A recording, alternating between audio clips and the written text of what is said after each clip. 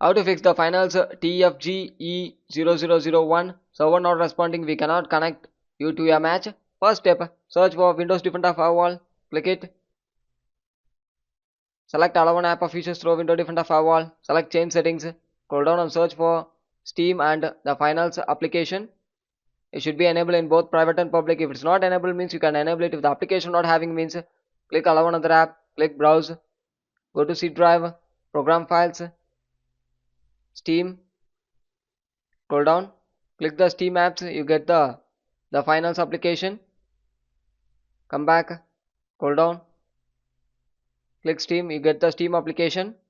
Click add in the bottom side. I already have, so I skip it. You need to click add and enable both private and public. Click OK in the bottom side, close it, then move on with next step. Click settings,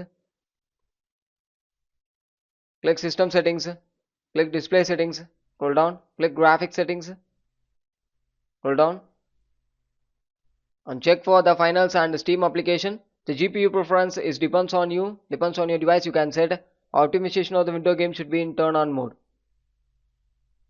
Open Steam and check the GPU preference and optimization of the window games. If you're not having means you need to add the application, click add desktop app and add the application.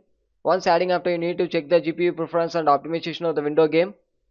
Next step, search for command prompt, type the following text: ipconfig space slash flush DNS, ipconfig space slash release, ipconfig space slash renew, netsh space winsock space reset, netsh space int space ip space reset. At last, exit it, close it, then move on with next step. Open Steam, click library, click the application, right click it, click properties, click install files and click verify integrity of the game files. It's actually verifying your game files. If there is any corrupted file having means it will rectify it. So be patient, wait for some times. Successfully validate, close it. In the last step, click settings,